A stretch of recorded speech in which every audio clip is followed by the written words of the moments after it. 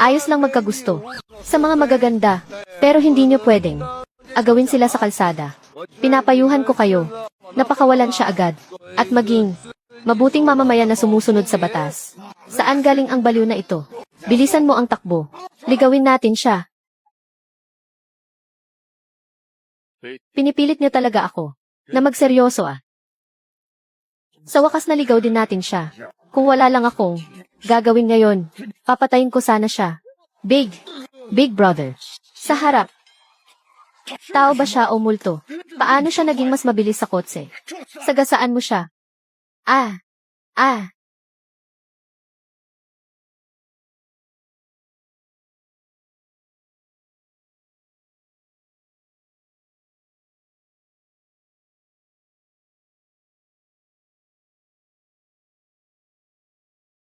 Lokong bata, to. Sa tingin ko gusto mo nang mamatay. Ah. Bakit naghahanap ka ng sakit ng katawan?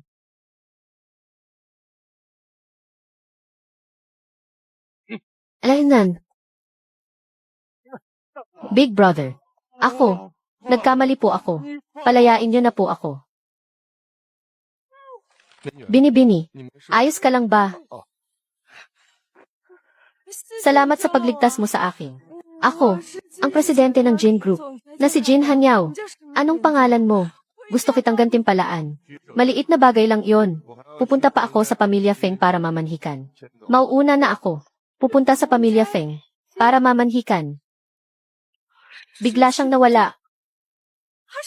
Isang Grandmaster.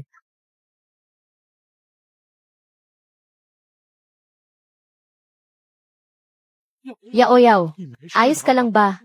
Ayos lang po ako, Lolo. Iniligtas ako ng isang Grandmaster. Ano? Ang Grandmaster. Ang pinakamalakas na eksperto sa buong mundo.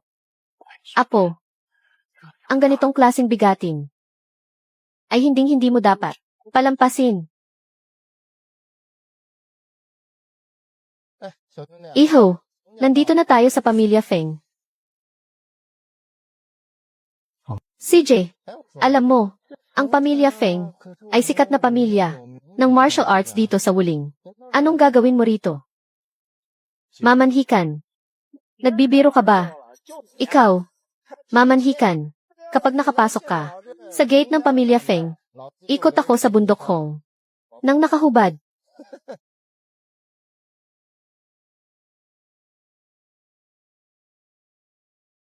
Ilang taon na akong taxi driver at marami na akong nakitang tao. Ang pamilya Feng ay hindi pwedeng magkaroon ng ganitong kahirap na kamag-anak, tulad ka rin ng iba na pumupunta sa pamilya Feng para makisawsaw sa yaman.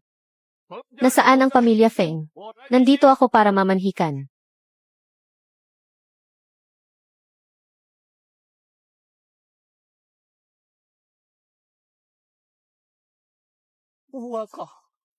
Lumabas ang lahat ng pamilya Feng. Sino ba ang batang ito? Maraming bigatin ang sumalubong sa kanya.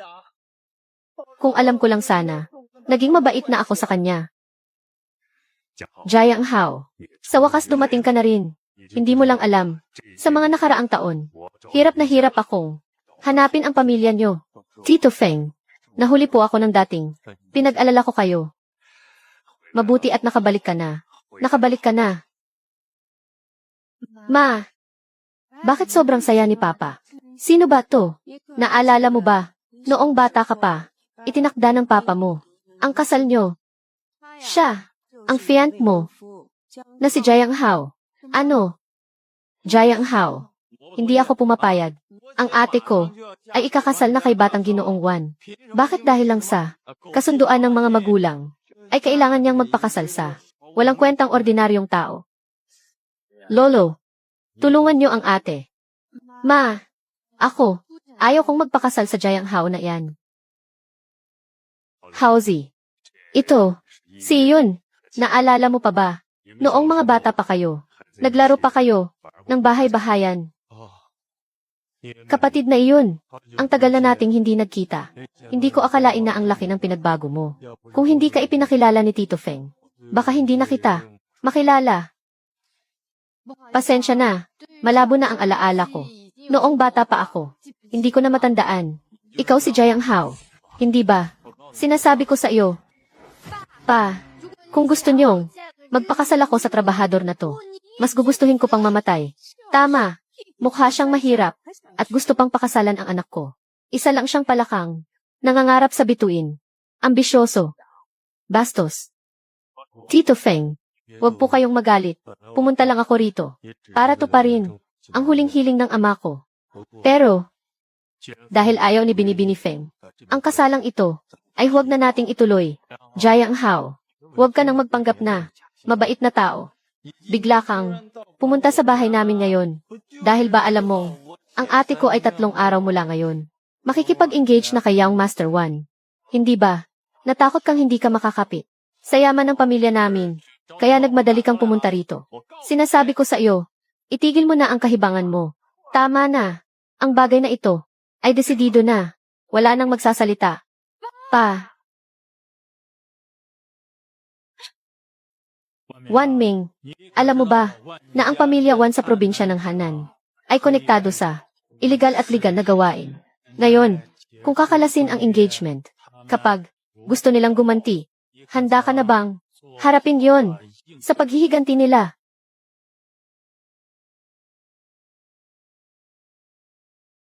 Kaya ko. Kung gayon, hindi ako tututol na magpakasal si iyon kay Jiang Hao. Pero siya ay kailangang pumayag sa 3 kondisyon.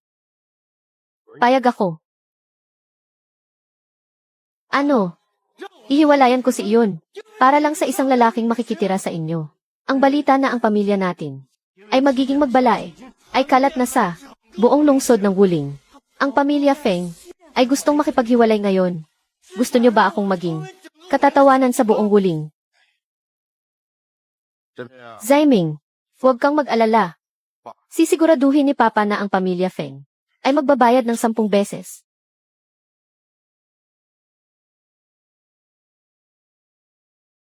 Ang lakas ng loob niyong agawin. Ang babae ni Wan Ziming. Pagbabayarin ko kayo, gamit ang dugo. Hindi ko akalain na ang huling bili ng matanda ay ipakasal ako sa isang mayamang heredera para makitira sa kanila. Buti na lang at hindi niya ako nagustuhan. Ayoko pa namang mag-asawa ng maaga. Bumalik ako rito. Una para tuparin ang hiling ng matanda. Pangalawa ay para hanapin ang pamilya ni Hong Lang. Namatay si Hong Lang para iligtas ako sa digmaan at naiwan ang kanyang mag-ina. Hindi ko alam kung kumusta na sila ngayon. Kailangan ko silang mahanap agad. 38 Puyang Road. Sakto at malapit lang dito. Habang maaga pa, pupuntahan ko na.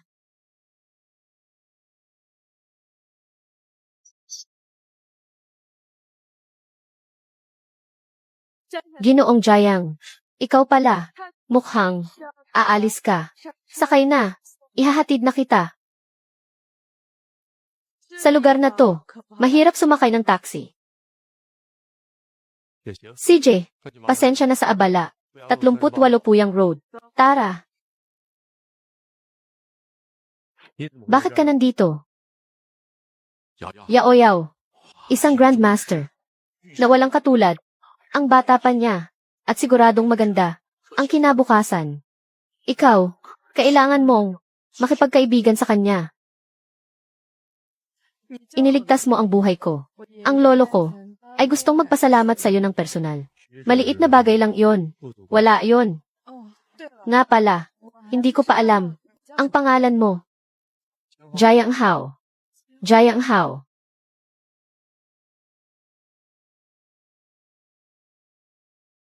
Ikaw pala si Jiang Hao.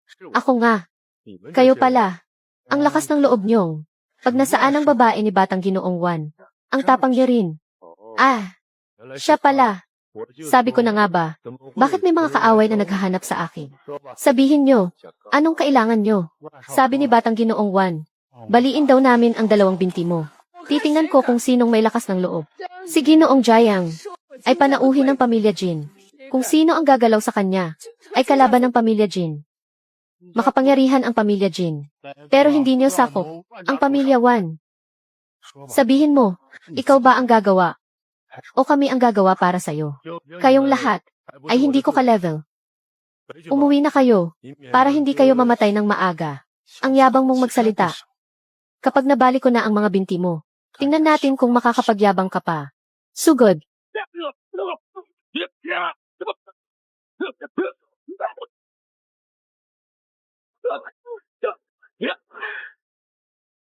Paanong nangyari yon?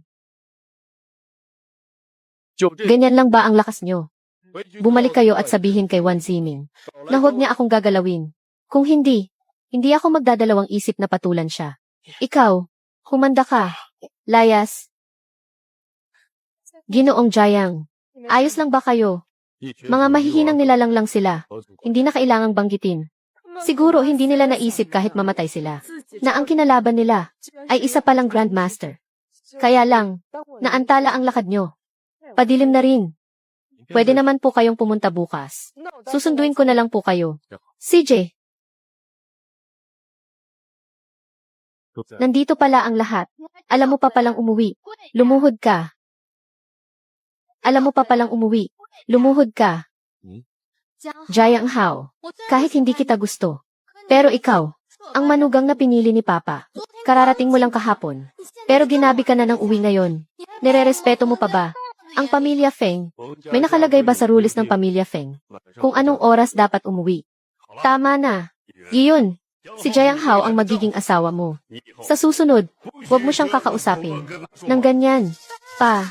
Hindi pa. Hanggang kailan niyo ba siya kakampihan? Ang ninong ni Kuya Ziming ay ang hari ng underworld ng lungsod ng Wuling, na si Master Li, na walang katapat na mas mababa sa Grandmaster. Ngayong nakipaghiwalay siya kay Wan Ziming dahil sa kanya. Sa tingin niyo ba, palalampasin yon ni Master Li? Katapusan na niya. Jayang Hao, huwag kang mag-alala. Gagawin ni Tito Feng ang lahat para protektahan ka. Hindi ko hahayaang masaktan ka. Tito Feng, salamat sa malasakit niyo.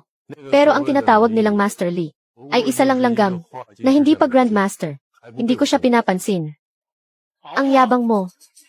Alam mo bang wala pang 5 ang Grandmaster sa buong mundo at si Master Li ay isang hakbang na lang para maging Grandmaster. Jayang Hao, ang pamilya Feng ay nabubuhay sa martial arts. Hindi ko hinihiling na maging mataas na Grandmaster ka. Pero sana, maging makatotohanan ka sa mga mayayabang na sinabi mo kanina. Sobrang nadismaya ako kung ang pagsasabi ng totoo ay pagyayabang. Wala na akong masasabi. Mang Chen, babalik na ako sa kwarto para magpahinga. Patingnan niyo siya.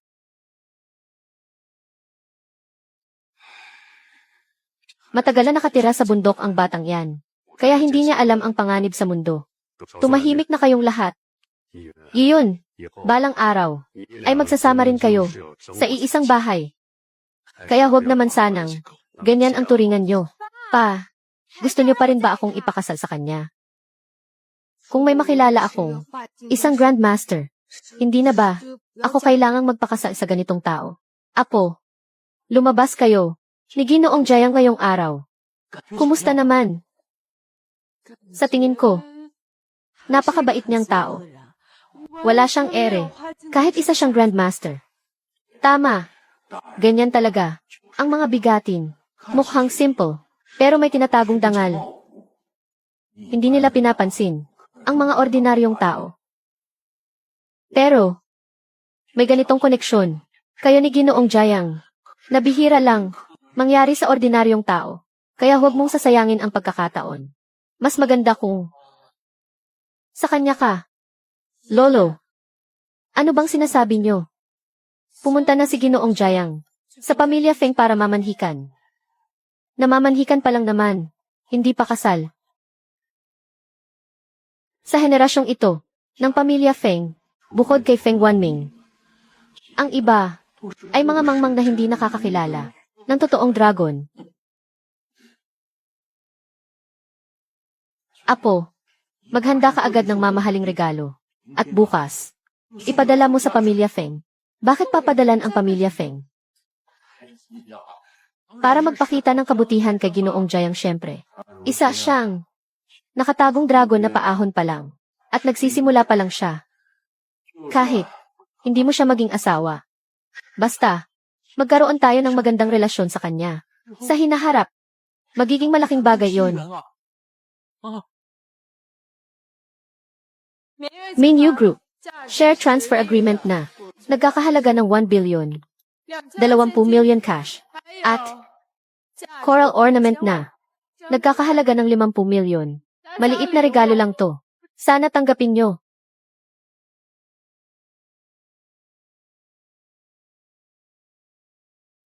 Ang galante naman. Talagang malaking handaan to. Hindi naman ganun ka-close. Ang pamilya Feng at pamilya Jin. Bakit biglang nagpadala ng ganito karaming gamit? Si Jin Hanyao. Naalala ko. Nanliligaw si Hao Ming. Kay Jin Hanyao. Baka naman. Regalo to para kay Hao Ming. Sigurado iyon. Sa tingin ni Binibini Jin, ay karapat dapat ako. Kaya ipinadala niya ang dowry na to. Mabuti, mabuti. Kapag pinakasalan ni Hao Ming si Jin Hanyao, siguradong aangat na ang pamilya Feng. Hao Ming, ang galing mo talaga. Wag maingay, wag maingay. Hanyao, hindi ko akalain na naghanda ka pa ng ganito karaming regalo para sa akin. Nahihiya tuloy kami, pero salamat. Tingnan mo. Huwag kang mag-alala. Kapag kinasal na tayo, aalagaan kitang mabuti. Kasal. Hindi ba dahil gusto mo akong pakasalan? Kaya, dinala mo ang dowry na to. Masyado kang assuming. Ang mga to ay hindi para sa iyo. Ito, hindi pala para kay Hao Ming. Kung ganon, para kanino yan? Siyempre para kay Ginoong Jayang. Ano?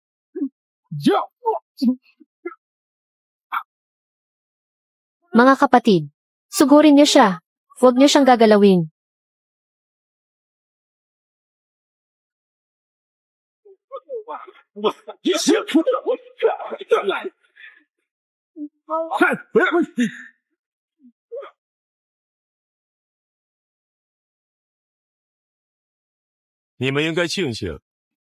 Bahay ampunan ito. Ayokong makakita ang mga bata ng masyadong may ketchup. Kung hindi magiging ganoon kasimple ang kahihinatnan. Anong silbi ng galing sa pakikipaglaban? Kami ay mga tauhan ni Kuya Bao. Kung lalabanan mo kami, hindi ka palalampasin ni Kuya Bao. Kuya Hao, si Kuya Bao ang pinuno ng underworld sa Wuling. Hindi natin siya kayang hamunin. Umalis na po kayo agad. Huli na ang lahat. Tinawagan ko na si Kuya Bao. Paparating na siya. Huwag kang tatakbo. Huwag kayong mag-alala. Ihintayin ko siya rito. Ihintayin ko ang pagdating niya.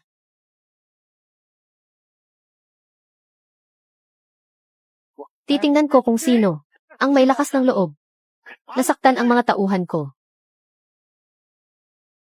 Kuya Bao, siya po ang may gawa.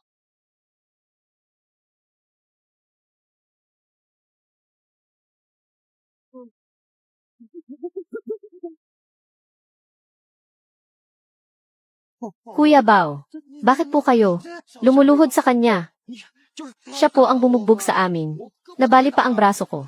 Turuan niyo po siya ng leksyon. Tumahimik ka. Huwag mo akong idamay sa pag-akyat mo sa langit. Sinabi ko na sa iyo noon, ang kahihinatnan ng muling paghamon sa akin. Hindi mo pa siguro nakakalimutan. Ginoong Jayang, hindi ko po talaga alam na kayo pala ang hinamon nila. Kung alam ko lang, kahit bigyan ako ng tapang, hindi ako pupunta rito. Ginoong Jayang, nagmamakaawa po ako. Maging mapagbigay po kayo. At patawarin niyo ako. Kuya Bao, sino po ba talaga ang lalaking ito? Tumahimik ka. Hindi mo ako Kuya Bao ngayon. Lumuhod ka dali at humingi ng tawad kay Ginoong Jayang. Mga kapatid, lumuhod kayong lahat. Ginoong Jayang, sana po ay maawa kayo at patawarin kami. Magsorry kayo. Ano pang tinutungangan nyo? Humingi kayo ng tawad. Patawad po. Nagkamali kami. Humingi kayo ng tawad sa kanya. Patawad po. Nagkamali kami. Parang awan niyo na, patawarin niyo kami. Ngayon lang ito. Wala nang susunod. Salamat po, Ginoong Jayang. Layas, layas, layas. Kuya Hao, ano po ba talaga ang ginawa niyo kanina? Bakit? Bakit takot na takot sila? Sa inyo, wag mo nang intindihin iyon.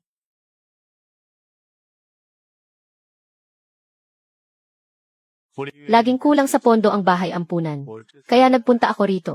Para sa Jaing, bigyan kayo ng pera. Bakit ang bigat nito? Buksan mo para makita mo. Bakit ang daming pera nito? Kuya Hao, saan galing ang ganito kalaking pera? Huwag kang mag-alala. Pinaghirapan ko ang mga iyan. Hindi galing sa masama. Pero sadyang, napakarami nito. Kuya Hao, paano naman ang bahay at kotse? Wala ka na ngang bahay at kotse ngayon. Tapos ibinigay mo pa ang ganito kalaking pera. Sa bahay ampunan, paano na ang magiging buhay mo niyan?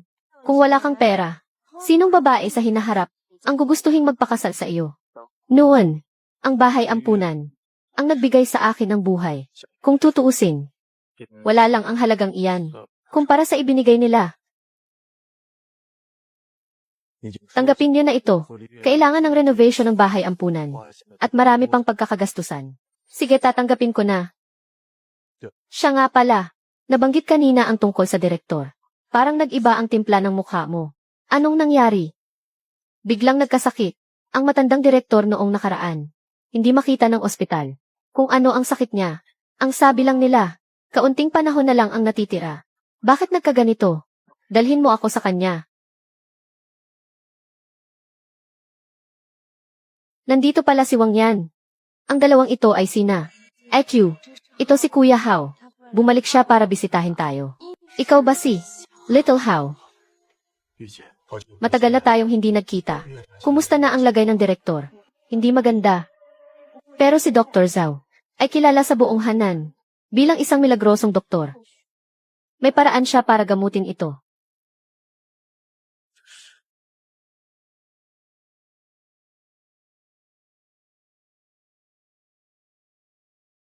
Masamang enerhiya. Ang direktor ay ginamitan ng Gyu. Director. Naisahan siya ng Gyu. Ang matandang direktor ay may mahinang pulso, mabigat at walang lakas. Kung hindi ako nagkakamali, ito ay dahil sa kakulangan sa ki at ketchup. Gagamitan ko siya ng acupuncture para mawala ang sakit. Mabuti naman kung ganoon. Salamat, milagrosong Dr. Zhao. Sandali lang, Dr. Zhao. Mukhang nagkamali kayo ng tingin. Ang sakit ng direktor ay hindi iyan. Sino ka ba? Para kwestiyonin. Ang galing ko sa panggagamot. Kuya Hao, si milagrosong Dr. Zhao ay ang sikat na doktor sa Hanan. Ilang dekada na siyang nanggagamot at marami na siyang napagaling na malulubhang sakit. Mag-sorry ka agad sa kanya. Hayaan mo na. Ang mahalaga ay magamot ang pasyente. Hindi ko na siya papatulan.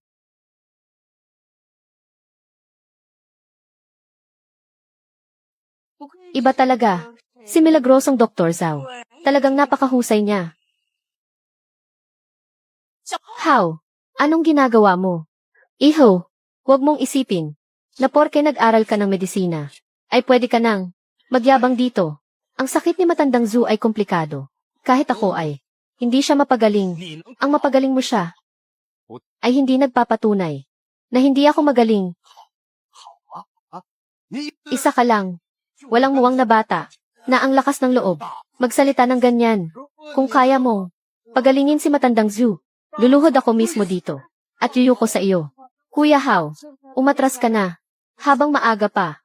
Kapag hindi mo siya napagaling, mapapahiya ka lang.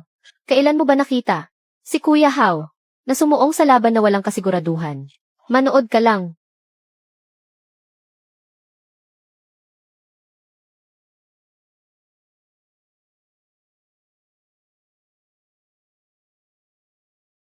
Buhay na siya. Ang matandang direktor ay buhay na. Paano nangyari iyon? Si Ginoong Jayang ay napakahusay pala.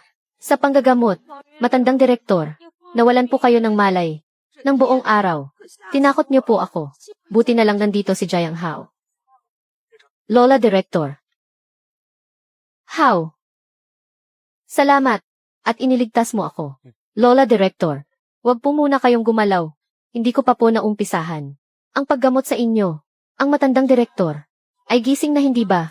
Bakit kailangan pang gamutin? Kanina ay gumamit lang ako ng enerhiya sa mga acupuncture points. Para ang Lola Director ay pansamantalang magkamalay. Ang totoo niyan, Lola, hindi po kayo nagkasakit, kundi may gumamit sa inyo ng Gyu. Kuya How, nagbibiro ka ba? Gyu? Bagay iyon sa mga sinaunang panahon at pamahiin. Sa modernong panahon ngayon, ginagamit mo pa iyan para manloko. Lola, tatanungin ko po kayo. Nitong mga nakaraan, hindi po ba pakiramdam nyo na may insekto na gumagapang sa utak nyo? Minsan sumasakit ang ulo nyo at bigla na lang kayong hihimatayin. Tama ka. Nitong mga nakaraan, palaging sumasakit ang ulo ko at hindi ako makatulog sa gabi. Ang Lola Director ay ilang beses na ring bigla ang nawalan ng malay. Tama ang hinala ko. Kuya How, anong dapat gawin? Huwag kayong mag-alala. May paraan ako.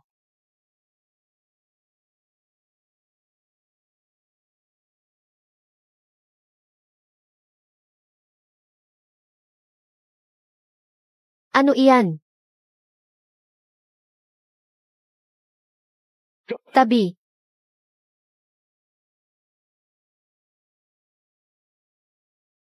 Lola, nakuha ko na ang gumula sa inyo. Pakiramdam nyo ba? Masakit pa ang ulo nyo. Dahan-dahan lang. Hindi na masakit. Talagang hindi na masakit. How? Salamat, dahil iniligtas mo ang buhay ko. Paano nangyari iyon? Totoo pa lang. Mayroong Gyu. Bakit kaya ang mga kagamitan sa ospital ay hindi ito nakita? Ang Gyu ay humahalo sa ketchup at laman. At kakulay nito. Kaya kahit mag-gihiskan at emery pa ng sabay, ay hindi ito makikita. Kakaiba. Talagang nakakamangha. Marami nang umakyat sa langit. Sino nga ba ang nagsabing luluhod at hihingi ng tawad? Ngayon, alam ko na may mas gagaling pa sa akin at may mas mataas pa sa langit. Hanga na ako sa inyo, Ginoong Jiang. Tanggapin niyo ang pagyukod ko. Sandali lang, dala lang iyon ng emosyon mo kanina. Dr. Zhao, hindi mo na kailangang gawin iyan. Ginoong Jiang, napakataas talaga ng inyong pagkatao at ako ay nahihiya sa sarili ko. Lola Director, palagi lang kayong nasa bahay ampunan. Bakit naman kayo lalagyan ng Gyu? Subukan niyong alalahanin nitong mga nakaraan. May nakaharap ba kayong kahina-hinalang tao? Kahina-hinalang tao. Parang may nakasalubong akong isang kahina-hinalang tao. Parang mayroon nga akong nakasalubong. Noong nakaraang buwan, lumabas ako noon para ipamalengke ang mga bata. At hindi sinasadyang nasagi ko ang isang taong nakaitim. Dahil kakaiba ang pananamit niya. Napatingin ako sa kanya. Hindi kaya siya ang Black Ghost? Lola, natatandaan niyo po ba ang itsura niya? Anong itsura? Payat siya. Sa mukha niya, mayroong peklat. Mukha siyang napakasamang tao. Siya nga iyon. Kilala mo siya? Siya ay isang wanted na kriminal. Magaling siya sa paggamit ng Gyu. Sa mga kamay niya, marami nang namatay. Pero, matagal na siyang nagtatago sa ibang bansa. Bakit siya bumalik ngayon?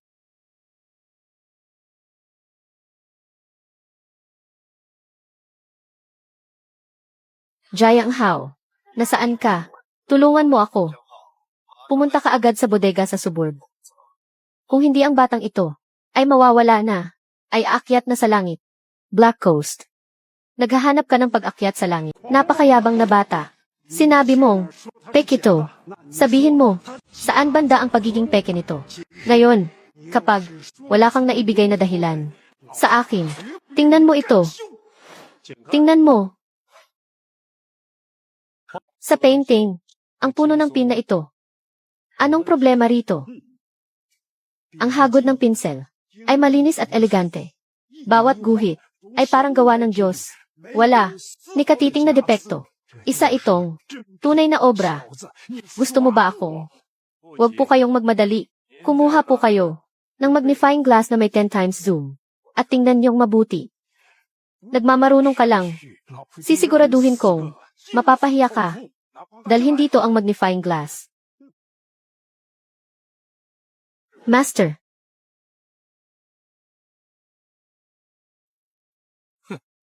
Ang lakas ng loob mong magpanggap sa harap ng master ko. Ngayong araw, ang pag-akyat mo sa langit. Tumahimik ka. Paano mo nalaman? Master, anong ibig niyong sabihin? Ang painting na ito ay isang peke.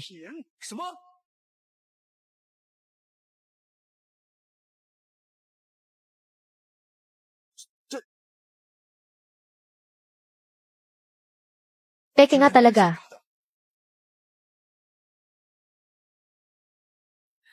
Kuya Jayang, ang galing mo naman. Ilang taon na ako sa negosyo. Pero, kahit ganitong problema, ay hindi ko napansin. Ako, ay talagang nahihiya. Iho, nagkamali ako. Ang matandang ito, marunong tumanggap ng pagkakamali. Mukhang mabuti naman ang ugali niya. Elder Zhao, huwag niyo pong sisihin ang sarili niyo. Ang painting na ito, bagamat peke, ang kasanayan ng gumawa, ay napakataas. Hindi nagpapahuli kay Zhang Guyang. Ang magkamali ng tingin, ay hindi maiiwasan. Ang peke, ay peke pa rin. Kahit pa, nalampasan nito ang orihinal, ito ay peke pa rin. Binata, paano mo nagawang hindi gumamit ng magnifying glass? Pero nalaman mong, isa itong peke. Siguro dahil marami na akong nakitang painting at calligraphy. Nakakatakot ang galing ng mga kabataan ngayon. Ang negosyo ko, sa loob ng ilang dekada, ay nakatayo sa integridad.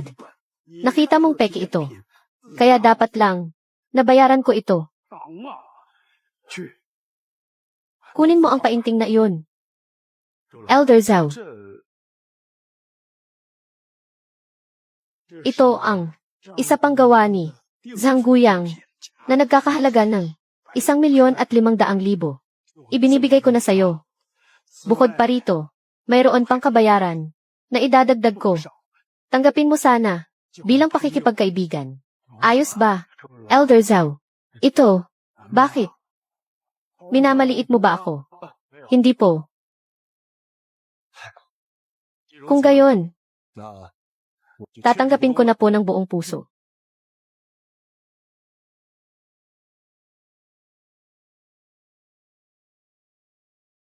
Jayang Hao, ang galing-galing mo talaga.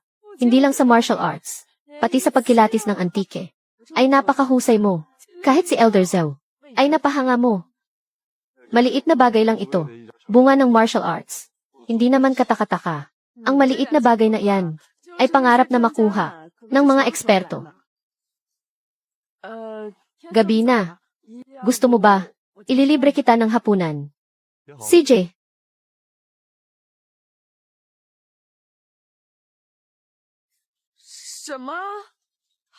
Pinapatawag ako. Jayang Hao. Pasensya ka na. Pinapauwi ako ni Lolo. Sa susunod na lang, kita ililibre ng pagkain. Sa susunod ako naman ang manlilibre. Sige, aasahan ko yan. Sa buong Hanan, kayo ay may malaking pangalan. Hindi mabilang na mayayaman. Ang gustong makipagkaibigan sa inyo. Pero tinatanggihan nyo sila. Pero ngayon, binigyan nyo siya ng painting na nagkakahalaga ng higit sa 1,000,000. At may kasama pang kabayaran. Ginawa nyo ba yun?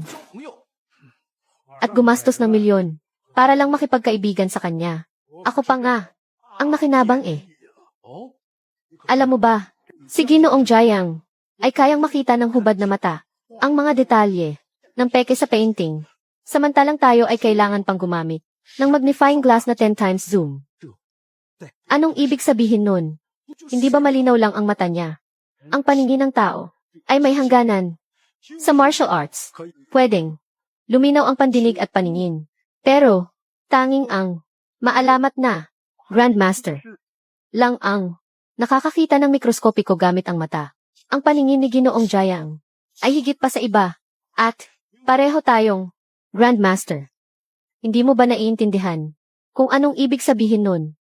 Ang ibig niyong sabihin, siya ay isang Grandmaster. Grandmaster. Lahat ng Grandmaster ay matatanda na. Ang bata pa niya. Paanong nangyari yun? Malaki ang posibilidad. Pumunta ka. Imbestigahan mo ang pagkatao ni Ginoong Jiang. Tapos gamitin mo ang pangalan ko para padalhan siya ng paanyaya. Imbidan siyang pumunta sa salu-salo ng Pamilya Zhu. Kahon ng Longyan Tower. Jiang Hao. Napakahusay. Ang kahon na hawak mo ay calligraphy at painting na binili mula sa Longyan Tower. Galing sa Longyan Tower to. Pero hindi ko binili. Si Zhou Chengsheng ang nagbigay nito ng libre. Ano? Sinasabi mong si Zhou Chengsheng ang nagbigay sa'yo nito at libre pa. Nalaman kong may isang peke sa paninda nila. Kaya si Zhou Chengsheng ay nagbigay sa akin ng painting bilang regalo. May problema ba dun? Kalokohan. Ang Longyan Tower ay matagal ng tindahan ng antike. Ang mga eksperto sa loob ng tindahan ay napakarami. Ang may-aring si Zhou Chengsheng ay kilala sa mundo ng mga antike. Sinasabi mong tinulungan mo silang kilatisin ang isang peke. May alam ka ba sa painting at calligraphy? Tama.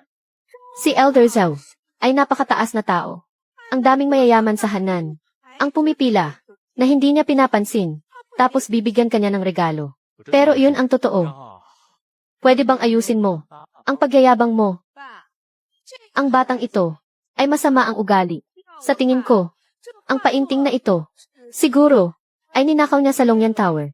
Kung hindi kayo naniniwala, pwede niyong tawagan si Zhou Chengsheng para kumpirmahin at hindi yung nandito kayo. At puro, paninira lang. Nangangatwiran pa siya. Jiang Hao. Akala ko dati, kahit wala kang narating at walang nagawa, akala ko, mabuti ang pagkatao mo. Pero ngayon, sobrang nakakadismaya ka. Wala akong pakialam kung saan galing ang calligraphy at painting na ito. Ngayon din, pumunta ka dun at isoli mo yan sa may-ari. May ipinadalang tao si Elder Zhou ng Longyan Tower. Ano? Papasukin mo dali. Hindi kaya. Nalaman ni Elder Zhou na ninakaw ang gamit at nandito para maningil. Jiang Hao, gusto mo ba kaming ipahamak na pamilya Feng? Ha? Talagang, nakakahiya. Ang apo ko sa kasal ay nagnakaw ng calligraphy at painting ni Elder Zhou. Kasalanan ko, hindi ko siya nadisiplina ng maayos. Pakiusap kay Elder Zhou. Pagbigyan niyo siya. Simula ngayon, didisiplinahin ko na siya ng mahigpit. Mang Feng, anong sinasabi niyo? Hindi ko kayo maintindihan. Hindi ba kayo ipinadala ni Elder Zhou para maningil? Maningil ng ano?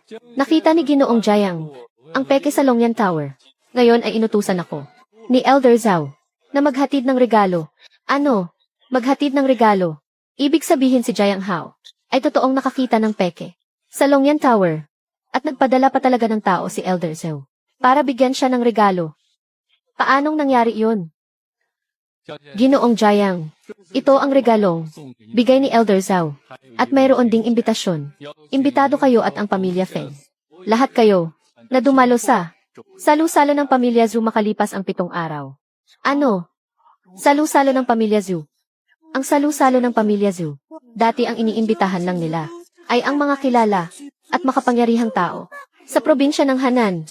Ngayon, imbitado tayong lahat. Sigurado ka ba?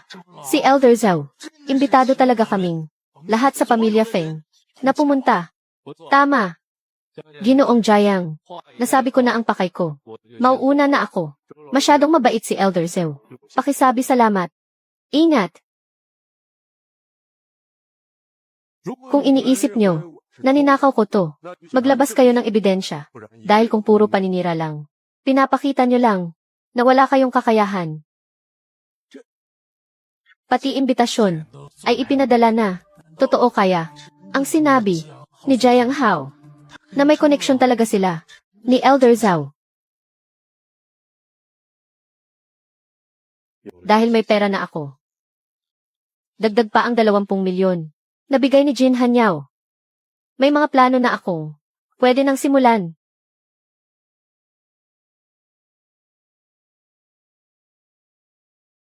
Hanyao. Binibining Jin. Ang bilis mo naman ngayon.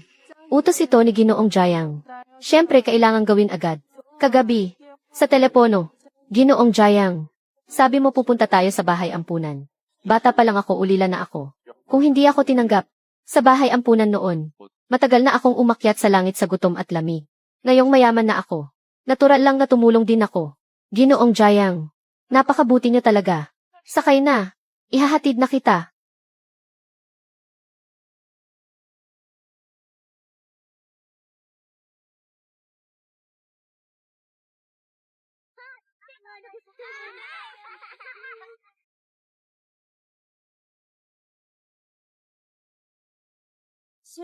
Binibini. Sino pong hinahanap nyo? Yanzi. Kuya Hao. Ikaw si Kuya Hao. Kuya Hao, ilang taon ka na ring hindi bumibisita sa amin. Akala ko, nakalimutan mo na kami. Paanong mangyayari yun? Eto nga at bumalik na ako. Kanina pa ako nakatingin. Bakit wala si Direktor? Tapos na ang palugit na ibinigay sa inyo. Lumayas na kayo. Sino sila? Kuya Hao, huwag mo nang intindihin. Ako na ang bahala. Kayo sa Demolition Company. Ang ibinibigay niyong bayad ay base sa presyo noong nakaraang 40 taon. Ang kakarampot na halagang iyan. Hindi lang pangpapatayo ng bahay ampunan. Kahit isang kwarto ay kulang pa. Bakit niyo kami pinapaalis? Ayaw niyong umalis ha? Huwag niyo akong sisihin. Sa gagawin ko, mga kasama, wasakin niyo na. Bawal niyong saktan ang teacher ko. Bawal niyong asikasuhin ang teacher ko. Tao ba kayo?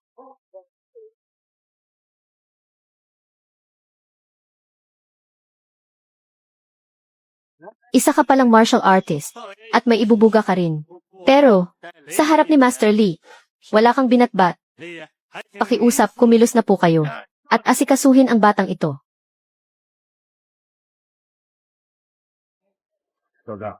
Sa ganyang kabatang edad, may ganyan kang lakas, talagang kahanga-hanga. Kaso malas mo, nakilala mo ako. Kaya sigurado na ang katapusan mo. Si Master Lee ay eksperto sa dark energy. Isang grandmaster. Walang makakatalo sa kanya. Kahit na, may lakas ka, hindi ka ubra. Laban sa kanya, bilisan mo ng lumuhod at humingi ng tawad. Dalian mo at kay Senyorito Juan. Ay lumuhod ka at yumuko. Baka buhayin pa kita. Ang lakas ng loob ng isang dark energy user. Na magyabang, gusto mo na bang umakyat sa langit? Isa ka pa lang, Grandmaster. Isa kang Grandmaster. Paanong nangyari to? Grandmaster siya.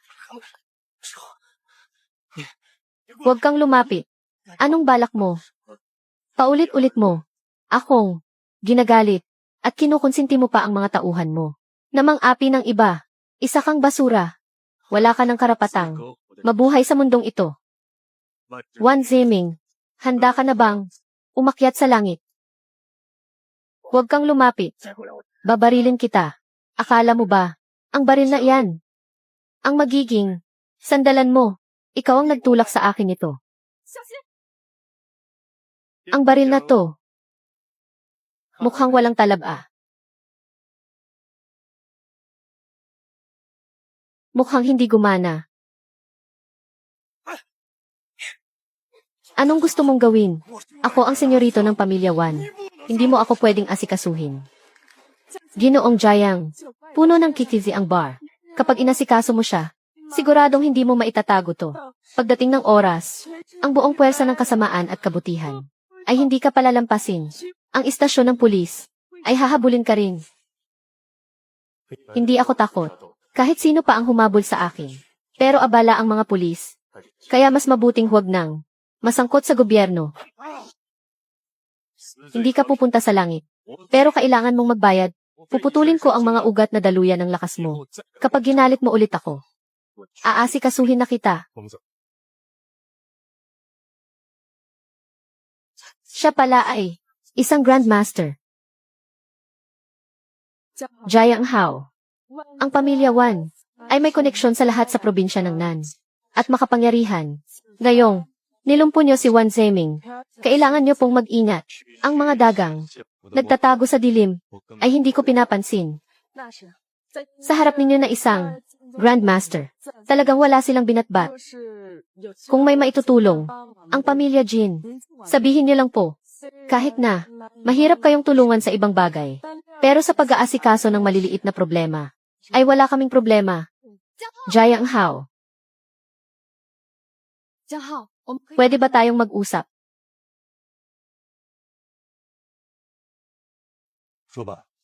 Anong gusto mong pag-usapan? Jiang Hao, isa kang Grandmaster. Bakit? Hindi mo sinabi sa akin. Ano namang saysay kung sasabihin ko? Alam kong, ayaw mong magpakasal sa akin. Sa totoo lang, ang pagiging nakitirang manugang sa pamilya Feng, ay hindi ko rin naman gusto. Ginagawa ko lang to, para tuparin ang huling habilin ng papa ko. Kung ayaw mo talaga, pwede kang pumirma sa kasunduan. At ang kasal natin ay mapapawalang bisa.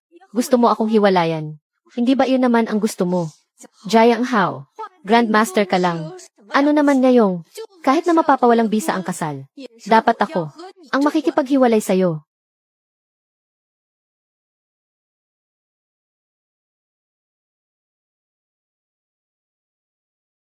Nakakalito naman. Ang babaeng to, ang hirap intindihin ah. Ang totoo niyan, siya ang gustong makipaghiwalay. Pero ngayon nagagalit siya. Ang babaeng to, ang labo kausap. Ginoong Jiang, mukhang malungkot ka ah. Kung gusto mo, may pupuntahan tayo. Saan? Sumama ka na lang sa akin.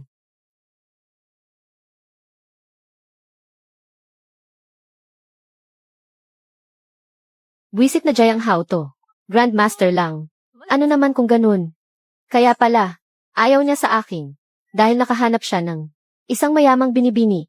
Akala niya ganun kadaling makipaghiwalay sa akin. Asa pa siya. Hindi ba sabi mo maglilibang tayo?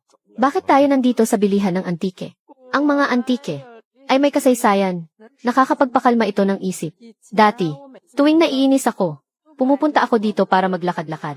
Isa pa, kaya tayo nandito. Dahil malapit na ang kaarawan ni Lolo. Sakto, bibilhan ko siya ng regalo. Sige, tumingin tayo. Binibining Jin, nandito po pala kayo. Anong bibilhin niyo ngayon? Mayroon ba kayong mataas na kalidad na antike na painting? Sakto ang dating nyo. Sa tindahan namin, kararating lang ng isang painting. Nagawa ni Zhang Guyang.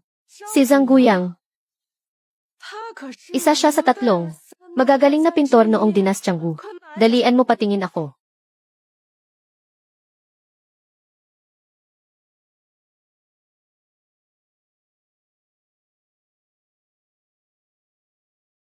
Ang hagod ng pinsel ay elegante at malinis.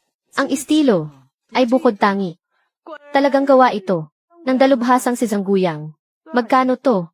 1,200,000 lang. Ginaya lang to. Hindi ito gawa ni Zhang Guyang. Sobrang ganda ng painting na to. Sa halagang 1.2 milyon. Sulit na. Bibilhin ko na. Sandali. Ang painting na to ay peke. Isa itong peke. Ginoo, ang Longyan Tower namin ay matagal nang kilala. Ang mga tinitinda naming antike ay pinupuri ng lahat. Paanong magkakaroon ng peke rito? Ang paninirang puri mong iyan ay pagbabayaran mo. Ang totoo ay totoo. Ang peke ay peke. Bakit naman kita sisiraan? Ang bata mo pa. Ang lakas ng loob mong manggulo sa Longyan Tower. Ni hindi mo man lang inalam kung sino ang binabangga mo. Bakit? Nagbebenta kayo ng peke. Bawal bang sabihin ng iba? Anong gulo to? Nakakahiya kayo. Si Boss Zhou Chengsheng. Naabala patuloy siya. Si Elder Zhou ay haligi ng industriya sa Hanan at mataas ang katayuan. Lagot ang batang to. Tapos na siya. Master, mabuti at dumating na kayo. Nanggugulo ang lalaking to. Sabi niya ang painting sa Longyan Tower ay peke daw. Mag-ingat ka.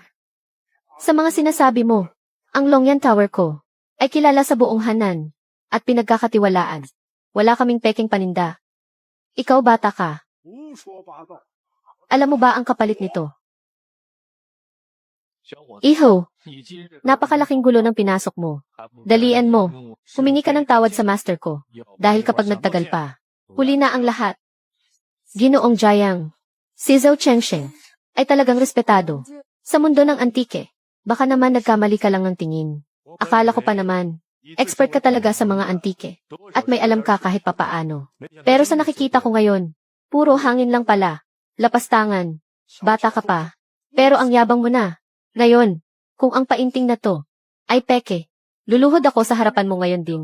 Yuyuko at hihingi ng tawad. Pero kung hindi ito pek, gagawin ko sa'yo ang gusto ko.